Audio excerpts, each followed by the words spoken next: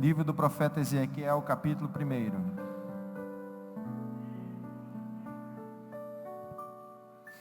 Aleluia. Prometo para os irmãos, nós não vamos atropelar o nosso culto. Quero apenas direcionar uma palavra aqui, irmãos, para fechar tudo que Deus já tem falado aos nossos corações nessa noite. Hoje um culto totalmente fora da nossa liturgia aqui, irmãos. Mas eu tenho certeza que você já foi edificado e Deus só vai fechar aqui. Amém? Glória seja dada ao nome do Senhor. Livro do profeta Ezequiel, capítulo 1, diz assim: E aconteceu que no 30º ano, no 4º mês, no dia 5º do mês, estando eu no meio dos cativos, junto ao rio Quebar, se abriram os céus e eu vi visões de Deus. Aleluia, Jesus. Glória seja dada ao nome do Senhor.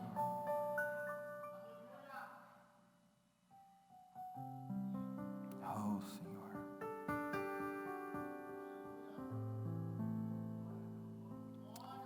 Oh, Santo Deus.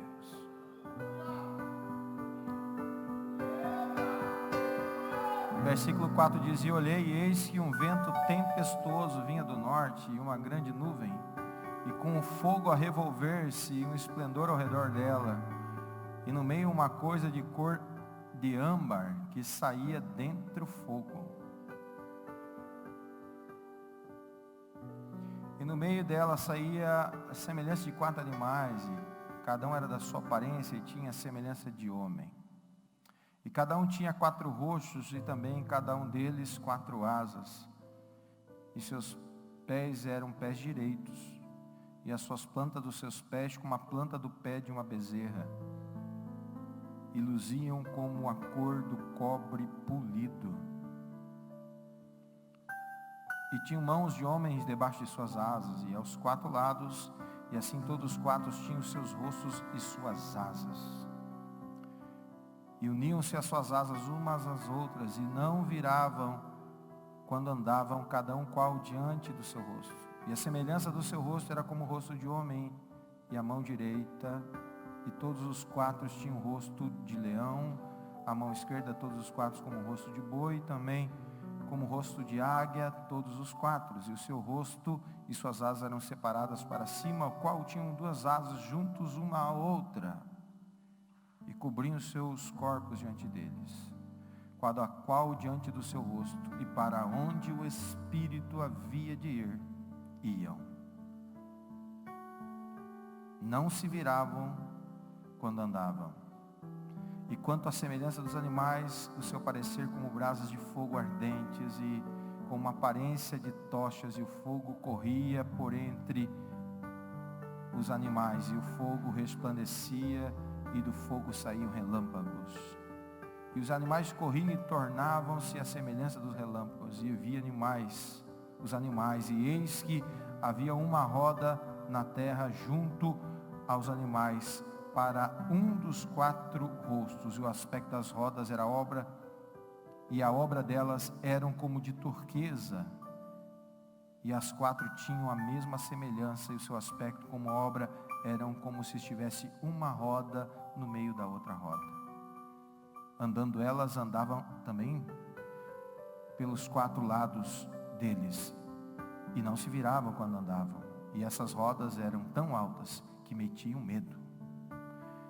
E as 4 tinham as suas cambas cheias de olhos ao redor, e andando os animais, andavam as rodas ao pé deles, e elevando-se os animais, elevavam-se também as rodas, e para onde o Espírito queria ir, iam, pois o Espírito os impelia. E se elevavam de frente deles, porque o Espírito da criatura que estava nas rodas, e andando eles, andavam elas, e parando eles, paravam elas. Levantando-se eles da terra, levantavam-se também as rodas diante deles, porque o Espírito dos animais estavam nas rodas. Amém. Feche os teus olhos aqui na tua fronte, eterno Deus, Pai que está nos céus. Eu quero te adorar, Senhor, na grandeza da tua santidade, Jesus. Porque tu és tremendo e poderoso, Senhor. Deus que está acima de todas as coisas, Senhor. E eu quero pedir, Senhor, nessa noite, Senhor, completa a boa obra que se iniciou em nome de Jesus. Amém. Podeis assentar, irmãos. Em poucas palavras, talvez você diga, pastor, eu não entendi nada do que o senhor leu aí. O senhor falou quase língua estranha. Verdade, irmãos, esse aqui talvez seja um dos textos mais complexos que existe, porque é um texto de visão. E visão, nem sempre as coisas são literais. Eu confesso a você, disse para os irmãos da escola dominical, a primeira vez que eu li isso aqui na vida, eu disse assim, eu tentei imaginar, uma cara aqui, uma cara aqui, uma cara aqui, uma cara ali. Meu Deus, um camarada que tem 4 caras. Uma já é brabo, 4 são difíceis. Mas não tem nada a ver, irmãos. Na verdade fala sobre características dos querubins, que são aqueles que estão ali guardando o trono de Deus. Vai representar cada um a sua característica. Por exemplo, o boi na sua força. Você sabe que o boi é um animal que, se ele soubesse a força que ele tem, ele nunca deixaria alguém guiar ele pela orelha. Não é verdade? Quem já viu uma junta de boi? A gente precisa conseguir restaurar essas coisas, né, irmãos? Não que tenha muita serventia nos nossos dias, mas é uma coisa muito interessante você ver um boi. Eu me lembro quando era criança, nós íamos ali ao Arroio do Padre, e as irmãs ali lavravam a lavoura com junta de boi. E aqueles baita animais, eles eram guiados pela sua orelha. E eu ficava admirado, eu dizia, como é que pode um animal tão forte, enorme desse, com toda essa força, sabe o que simboliza isso? Mansidão.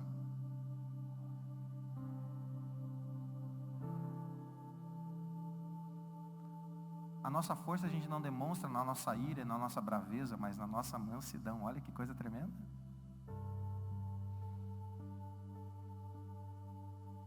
Tem gente que fala a Deus.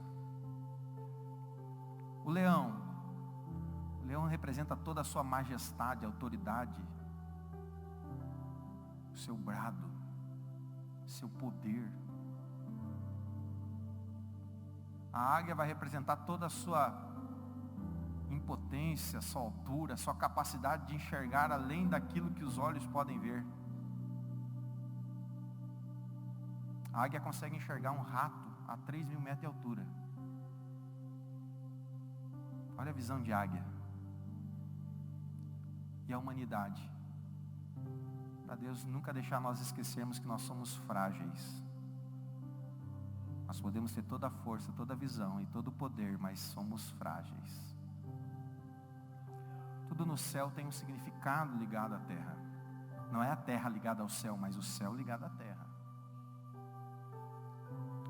Mas de tudo isso, o mais importante que talvez nós possamos entender, irmãos, que Ezequiel tem uma visão do trono de Deus.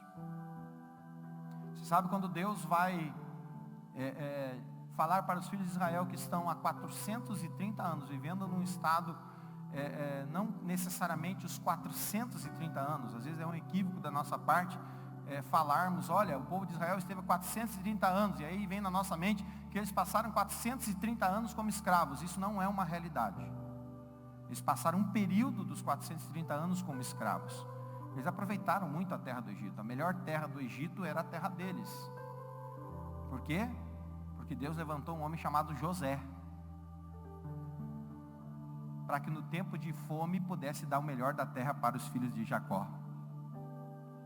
E se você crer nessa noite, eu libero uma palavra profética aqui para você nessa noite, que no pior da sua adversidade, Deus vai levantar alguém para dar o melhor da terra para você. E quem crê, toma posse da palavra, segura nessa noite, guarda no seu coração e diga, eu estou esperando em Deus.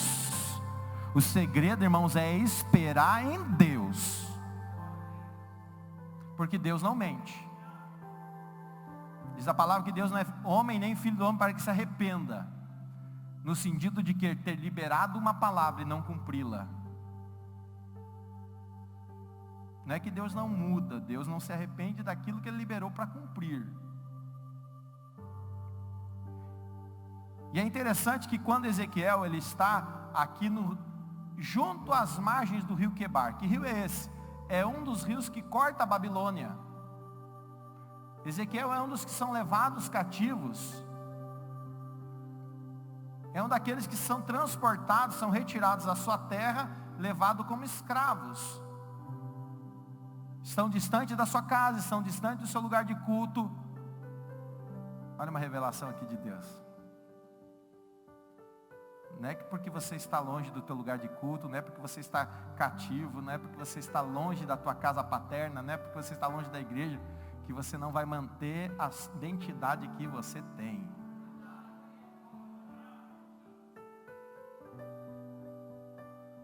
O grande problema das pessoas, às vezes, é elas esquecerem da sua identidade. Ezequiel estava cativo numa terra distante, numa terra em que adorava outros deuses, mas lá ele achou um lugar de adoração. Eu confesso aos irmãos que eu já fui uma pessoa de mais oração do que eu sou hoje. Que isso, pastor? Você sabe que você tem algumas fases na sua vida. Você tem a fase do guerreiro, você tem a fase do rei, você tem a fase do profeta ou ancião. A fase do guerreiro é aquela que você está cheio de energia. Você mata um leão por dia. Pode vir. Manda mesmo, Deus. Você é tão crente, que é crente ao quadrado, irmãos. Eu acho que é crente na 10ª.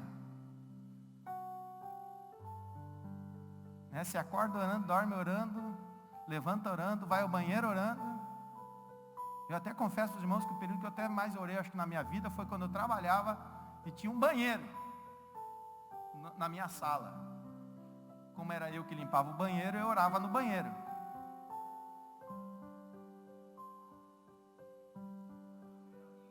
Almoçava, orava, ia para o café da tarde, orava. Chegava no serviço, orava.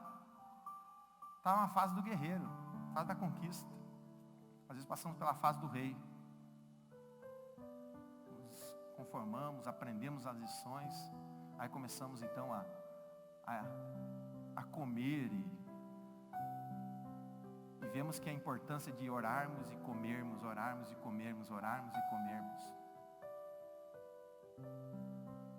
E eu tenho certeza que um dia eu vou chegar à fase do ancião. Que eu vou poder chamar meus filhos e dizer assim, não faça isso, papai já passou por isso. Se Jesus não vir me dar netos, eu tenho certeza que chegarei para eles e eles faça isso, faça aquilo, papai, vovô já passou por isso. A fase do ancião é do conselheiro. Olha que coisa interessante. Aqui Ezequiel está longe da sua terra.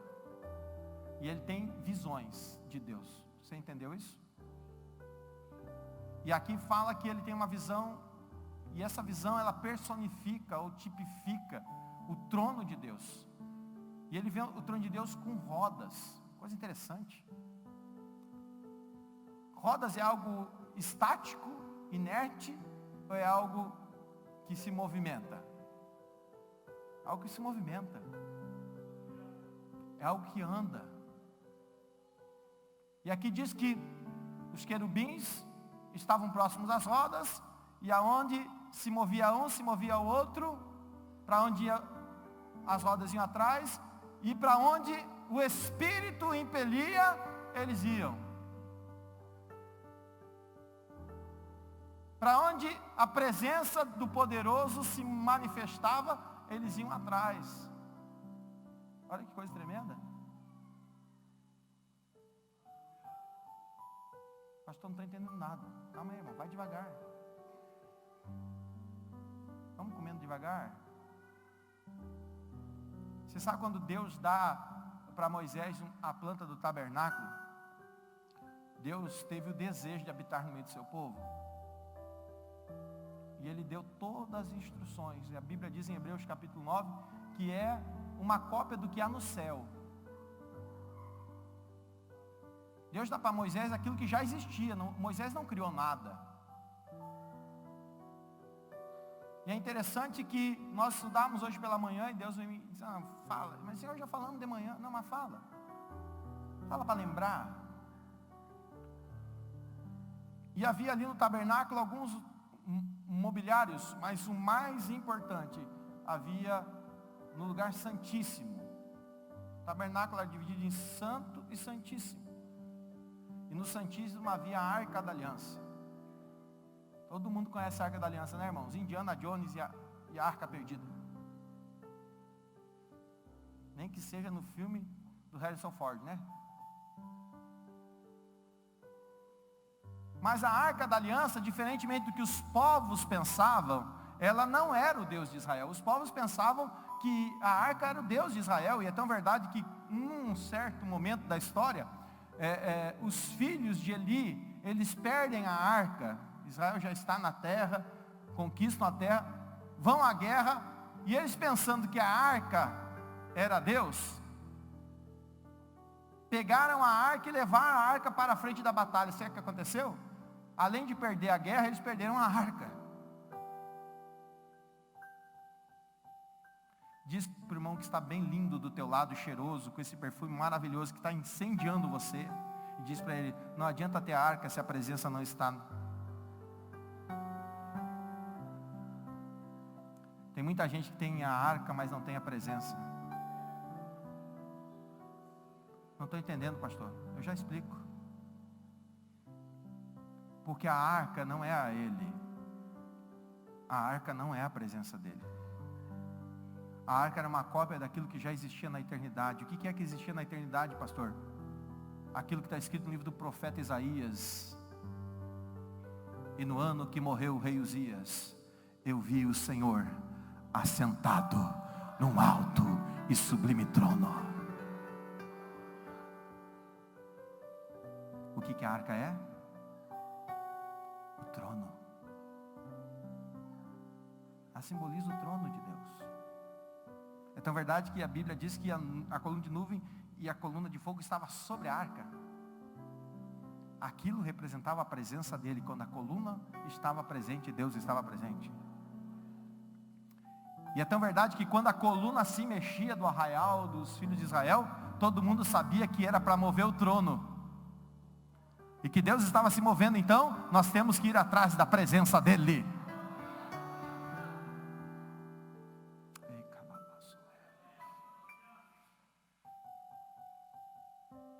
É tão interessante que quando Ofni e Finéias perdem a arca, os filisteus levam ela para o templo de Dagon.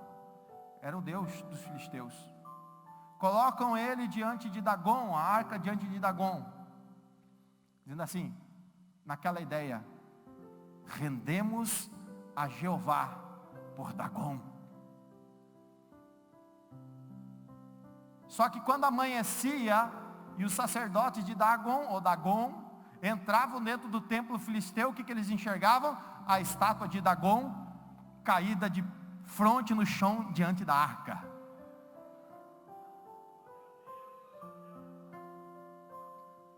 Os sacerdotes não entendiam nada, iam lá, botavam Dagon, perdão Senhor, perdão, e colocavam a estátua, achavam que entrava um vento, entrou não sei o que, e botavam tudo em ordem, aí fechavam tudo de novo, anoitecia, quando acordava o dia, entrava lá, estava lá Dagon de novo, com o rosto prostrado diante da arca.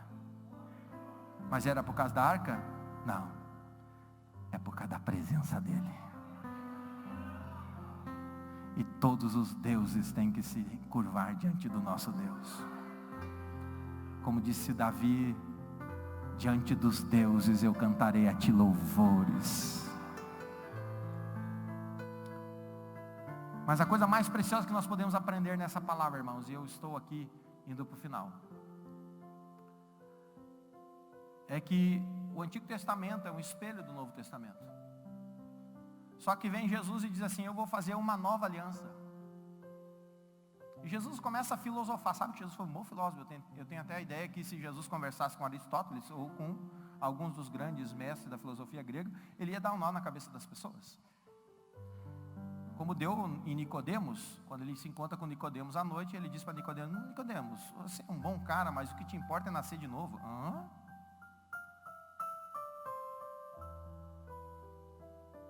E Jesus diz assim, quando ele tem uma oportunidade poderosa,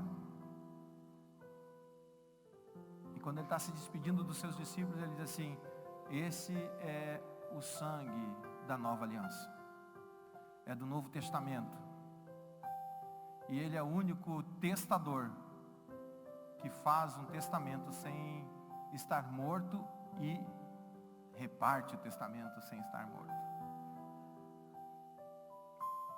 E é tão interessante que no encontro com uma mulher à beira de um poço, em João capítulo 4, e ele fala para mim uma das mensagens mais poderosas que alguém já pode ter ouvido de Jesus.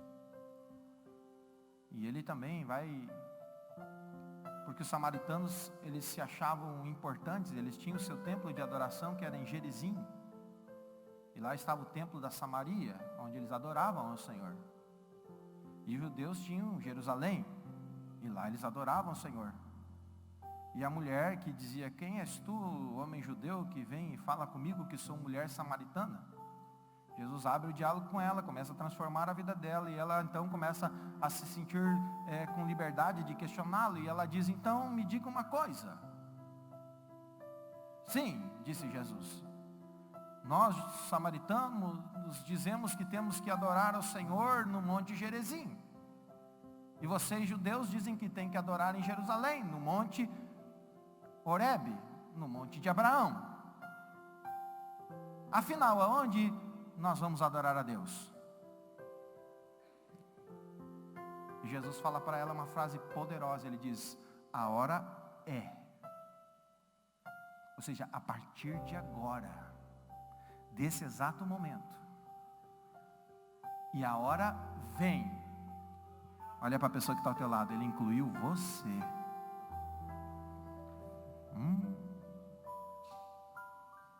Olha que coisa tremenda.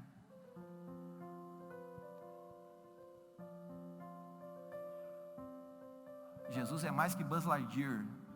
Só quem tem filho entende a frase, né? Visão além do alcance. Jesus enxergou você. Ele disse: a hora é e a hora vem, em que os verdadeiros adoradores adorarão o Pai em espírito e em verdade. Jesus estava dizendo para aquela mulher: não é no Monte Gerizim, não é no Monte Horebe, em Jerusalém, mas aonde estiver o meu trono, ali eu vou ser adorado. Espera aí, pastor, não entendi nada. Espera aí, eu explico para encerrar. O tabernáculo tinha a Arca da Aliança, era o trono de Deus no arraial de Moisés. Jesus vem e faz a nova aliança pelo seu sangue. E a Bíblia diz em 1 Pedro capítulo 1, versículo 9, que vós sois geração eleita, sacerdócio real, nação santa, povo adquirido por Deus. Jesus vem e complica mais um pouquinho, ele diz: e Deus não habita em templos feitos por mãos humanas, mas um templo feito de pedras vivas, eleitas e preciosas. Ô meu irmão, quero apresentar para você um tabernáculo vivo. Dá uma olhadinha para o lado aí. Vê se tem um trono de Deus aí do seu lado, que está adorando a Ele, que está glorificando a Ele, que está exaltando a Ele. Aleluia! Oh, glória a Deus! Nós somos o tabernáculo de Deus. E Ele nos fez sacerdotes do nosso tabernáculo. Hebreus capítulo 9 diz: e Ele é o sumo sacerdote, por isso não chegamos a Ele mais com sangue de bodes, nem com sangue de ovelhas, nem com sangue de novilhos, mas pelo seu vivo sacrifício. E Ele aspergiu seu sangue no tabernáculo eterno no céu.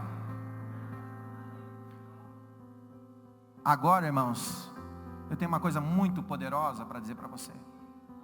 Ou se na antiga aliança você tinha um sacerdote que consagrava a sua vida, você tinha um sacerdote que consagrava os seus trajes, lavava-se na bacia de bronze, ele se santificava para entrar por você ali no lugar santo, e uma vez por ano nós tínhamos um sumo sacerdote, que então ele sacrificava por si mesmo, vestia as vestes sumos sacerdotais, pegava o sangue de um cordeiro, ou de até 12 meses, e entrava ali no lugar santíssimo, e ele pegava e aspergia 7 vezes sobre o propiciatório, que estava sobre a arca da aliança, e ali ele redimia os pecados do povo. Agora você não tem mais isso. Por quê, pastor? Porque você é o sacerdote do seu tabernáculo. Então o que mudou, pastor? Opa, se eu sou sacerdote do meu tabernáculo, então quem tem que consagrar sou eu, quem tem que se purificar sou eu, quem tem que se lavar na bacia de bronze sou eu. E qual é a bacia de bronze, pastor? É o que pastor, pastor, o que é a bacia de bronze? É o que a Bíblia diz, através do próprio Cristo, no Evangelho de João, capítulo de número 6, ele disse: eu sou aquele que tem lavado vocês com a minha palavra.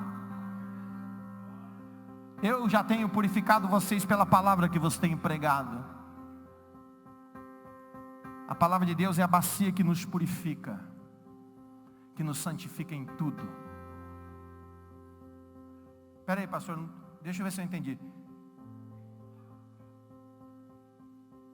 Eu posso ser um trono do Senhor? Pode. E você sabe que tinha dentro da arca, Hebreus capítulo 9 diz que dentro da arca havia uma porção do maná que o Senhor deu aos filhos de Israel no deserto. Ali em Hebreus capítulo 9 diz que dentro da arca da aliança havia o cajado ou a vara de amendoeira seca que floresceu para confirmar o ministério sumo sacerdotal de Arão. Ali diz também que havia dentro da arca da aliança as tábuas da lei do Senhor. Sabe quando nós nos tornamos um trono da presença de Deus? Quando nós temos dentro do nosso coração a santa palavra de Deus, quando temos dentro do nosso coração a certeza que Deus é aquele que nos provê, que é aquele que nos sustenta, é aquele que nos firma, é aquele que nos pega pela mão direita, é aquele que diz: eu estou contigo, se passares pelas águas elas não te submergirão, se passares pelo fogo chama alguma arderá em ti, eu sou contigo onde quer que andares, eu estou contigo, eu estou contigo, eu estou contigo, eu estou contigo, eu estou contigo. Quem é o trono de Deus tem também um chamado de autoridade. A vara, a amendoeira seca, aquela vara seca de Arão que foi cravada na terra e que Deus disse: floresça, e eu confirmo sobre você a autoridade. Aquele que tem a presença de Deus, que é um trono de Deus, que aonde quer. Segura aí, profeta. Vara representa a autoridade. Jesus diz em Atos dos Apóstolos, através do ministério de Lucas, aquele tratado que ele escreve a Teófilo, um amigo que ele disse: eu preciso, Teófilo. Quando você vê um tratado do meu amigo Teófilo, ele está dizendo que: Teófilo, você precisa saber aquilo que eu estou vivendo. Quem é que nos nossos dias chega para um amigo, eu abro um parênteses aqui, e chega e diz assim: meu amigo, você não vai dizer para ele: eu vou escrever para você um tratado, mas eu vou testemunhar. Meu amigo, você precisa saber o que eu estou vivendo. Quem é que chega para um colega de faculdade e diz para ele: ei, meu amigo, você precisa saber o que eu estou vivendo. Ei, minha amiga, você precisa saber o que é que eu estou vivendo. E ela pergunta: o que você está vivendo? Eu estou vivendo coisas sobrenaturais com Jesus. Eu estou tendo experiências extraordinárias com Jesus. Você sabe que Atos dos Apóstolos é o único livro da Bíblia que a gente tem a sensação que não tem fim. Sabe por quê? Porque Jesus quer continuar os atos na sua vida. E você vai continuar dizendo: eu estou vivendo coisas extraordinárias com Jesus.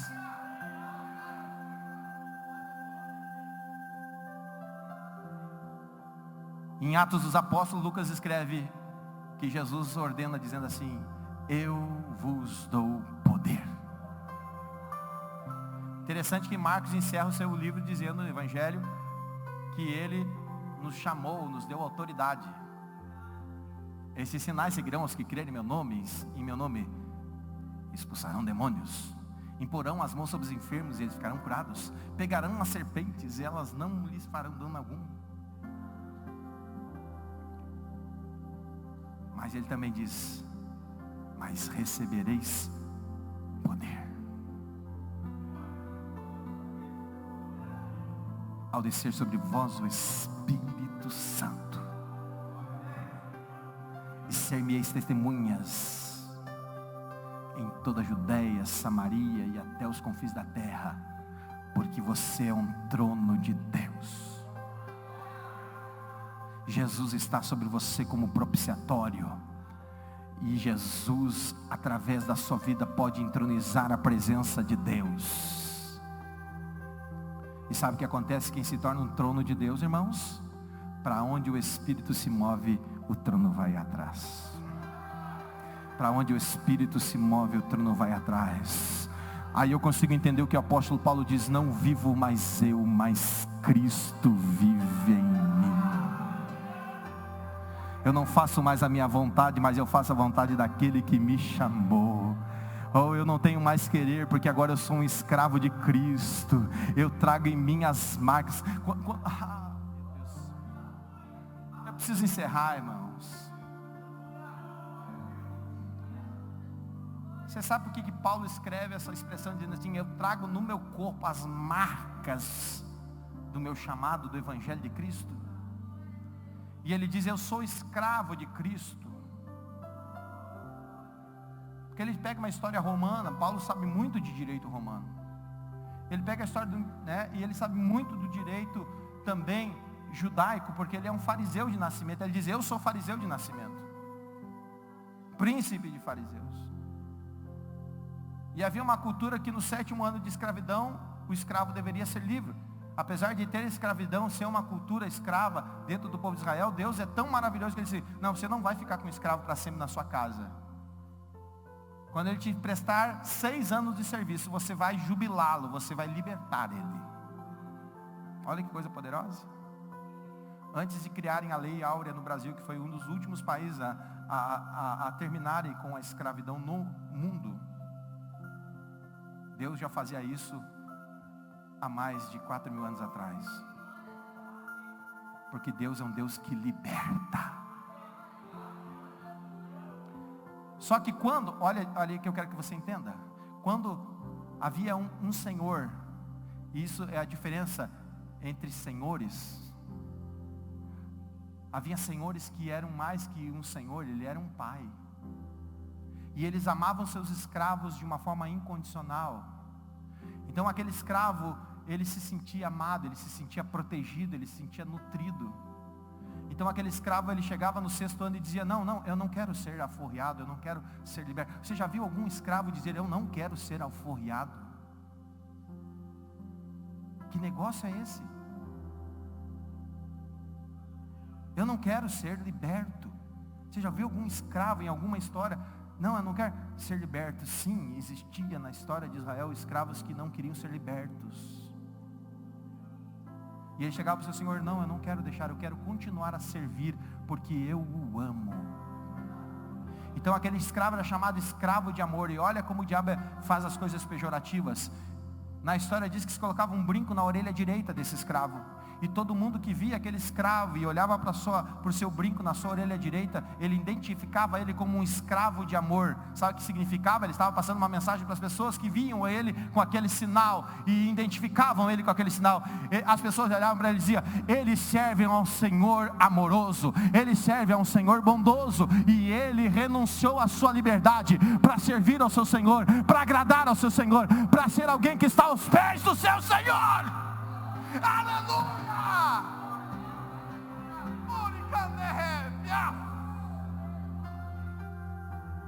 Não, você talvez não me entendeu nessa noite. Aquele que se torna um altar, um trono do Senhor, Ele consegue então viver essa experiência de dizer: não vivo mais eu, mas Cristo vive em mim. Eu me torno um escravo de amor, e as pessoas ao olharem você vão ver um sinal na sua vida e vão dizer: este é um servo de Cristo, esta é uma serva de Cristo. Há sinais na vida dela, há sinais na vida dele que mostram ao mundo que ele serve a um Senhor que é amoroso, ele serve a um Senhor que é piedoso, ele serve a um Senhor que o sustenta, que o provê, que o guarda. Oh, aleluias. Amanda Cássias. E para onde esse Senhor for, eu vou segui-lo. Para onde esse Senhor andar, eu vou andar atrás dele.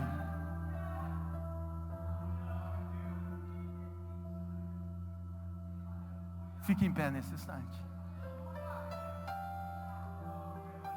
Mas nós temos uma grande dificuldade.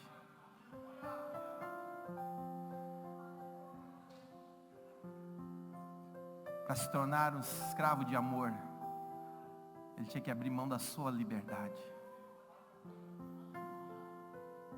Abrir mão da sua liberdade significa abrir mão da sua vontade. Quantos nos nossos dias teriam coragem de dizer: Senhor, eu abro mão do que sou para viver o que Tu és? Quantos teriam coragem de dizer: eu abro mão do que sou para viver o que Tu és?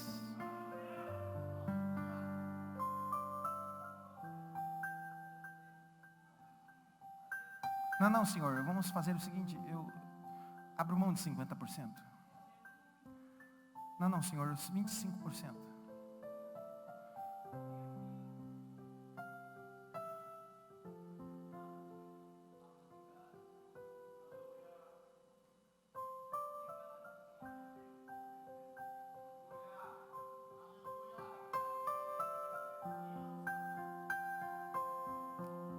Eu não vou nem convidar você para vir à frente,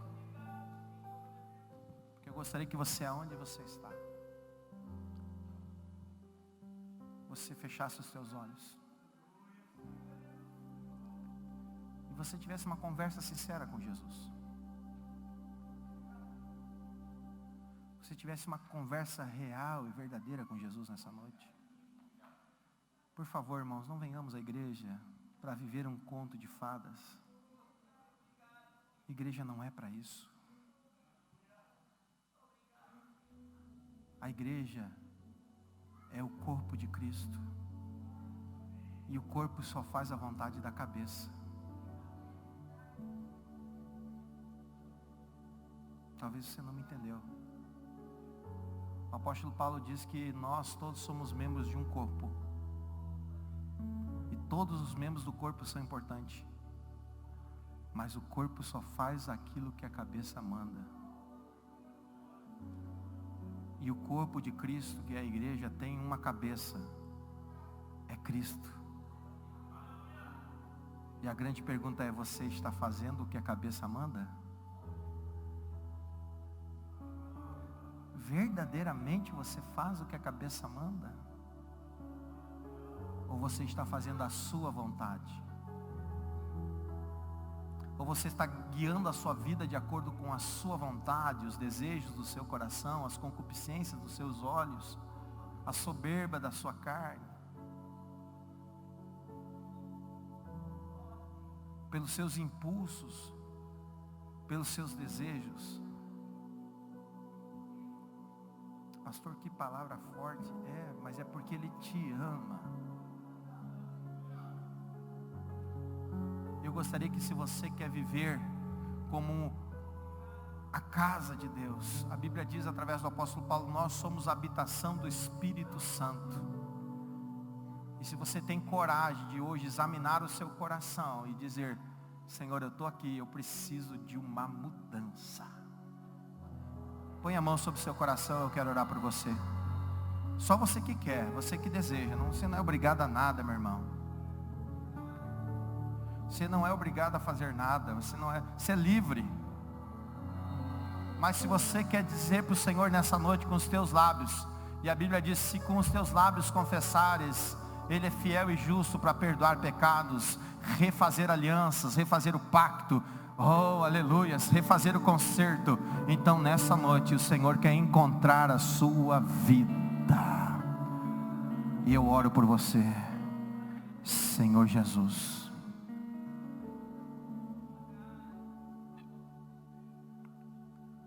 Senhor Jesus.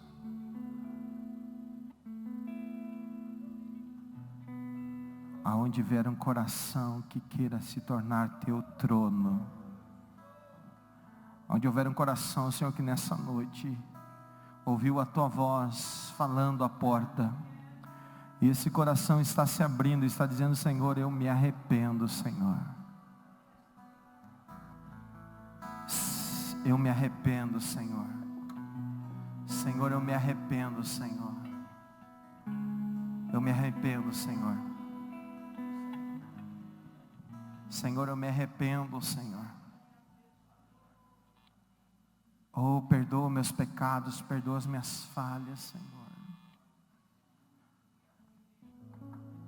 Senhor, perdoa, Senhor, todas as vezes que eu fui negligente, Senhor.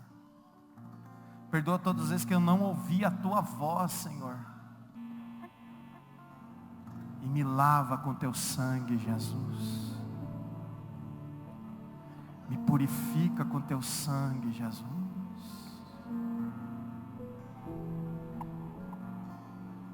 Me purifica com teu sangue, Jesus. Me purifica com teu sangue. Me purifica com teu sangue, Jesus. Abraça a tua esposa agora. Abraça o teu esposo agora. Ora por ele, ora por ela. Abraça os teus filhos agora. Oh, aleluias. Eu quero que você abençoe agora a sua família. Eu quero que você abençoe o teu esposo. Eu quero que você abençoe a tua esposa. Oh, e o sangue de Jesus Cristo nos purifica de todo pecado. Oh, eu quero que você agora rogue a bênção de Deus. Quem sabe até agora o diabo tem atrapalhado o teu chamado. Quem sabe até agora o diabo tem atrapalhado a obra de Deus através da sua vida.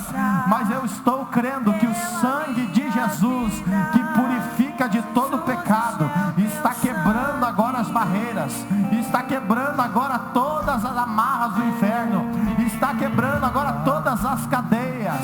Oh, ore por ele agora, ore pelo teu filho, ore pelo teu esposo, ore pela tua esposa, ore pelo teu noivo, ore pela tua noiva. Oh, aleluias, ore, ore, ore, ore, ore. Clame, clame, clame. Peça a bênção, peça a proteção do sangue, peça a graça do sangue. Aleluia, aleluia, aleluia, aleluia. Senhor, é hoje, Senhor, que o teu nome vai ser exaltado nesta casa. É hoje que o teu nome vai ser exaltado nesta vida. É hoje que o teu nome vai ser exaltado nesse casamento. É hoje, é hoje, é hoje. É hoje, Jesus. Eu estou crendo, eu estou crendo, eu estou crendo, eu estou crendo. Oh, vai começar uma nova história. Vai começar uma nova história. Há um decreto de Deus sendo assinado. Há um chamado de Deus sendo assinado. Eu creio, eu creio, eu creio, eu creio, eu creio. Aleluia. Xalabá sobre rédeas. Clicandá sobre rédeas. Oh, aleluias. Só o sangue, é só o sangue, é só o sangue, é só o sangue, é só o sangue de Jesus. O sangue de Jesus que perdoa os pecados. É o sangue de Jesus que transforma o pecador. É o sangue de Jesus que liberta os cativos. É o sangue de Jesus que muda a história. É o sangue de Jesus que faz uma nova história começar. Cadeias são quebradas, cadeias são destruídas, cadeias são rompidas. Em o nome de Jesus, em o nome de Jesus, em o nome de Jesus. Decreta aí, meu irmão, decreta, toma posse, toma posse, toma posse. Toma posse pelo sangue, toma posse pelo sangue. Toma posse do teu chamado, toma posse do teu casamento, toma posse da tua família, toma posse dos teus filhos, toma posse do teu trabalho, toma posse do teu emprego. Aleluia! Nada além do sangue, nada além do sangue de Jesus. Oh, Jesus! E para encerrar, vamos cantar. Oh, aleluias! Aleluias! Aleluias! Oh, glória a Deus! Você foi aceito pelo sangue. Você foi liberto pelo sangue. Você foi redimido pelo sangue. Você foi comprado pelo sangue. Você foi lavado pelo sangue de Jesus. Aleluias. Vou mais que a neve. Vamos cantar juntos? Vou mais que a neve.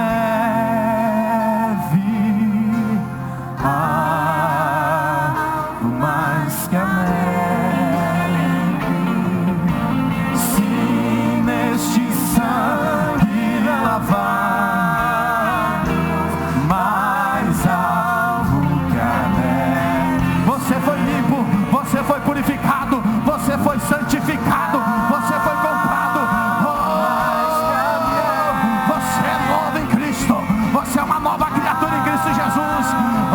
A cédula que era contra você foi rasgada ali na cruz. Aleluia, aleluia. E lavado mais alto. Senhor, nós abençoamos essa igreja. Nós abençoamos essas famílias. Nós abençoamos estes casamentos. Nós abençoamos estes filhos. São heranças tuas, Senhor. E nós cremos, Senhor, e estaremos aqui, Senhor, nesse templo de cultos, pregando que Tu és o Rei dos Reis, o Senhor dos Senhores, até aquele grande e glorioso dia, Senhor. Senhor, agora leva, Senhor, a cada um de volta aos seus lares, abençoados, guardados, redimidos. Senhor, abençoa a sua casa, abençoa a sua família. Lava eles com o Teu sangue, Jesus. Em nome de Jesus. Em nome de Jesus.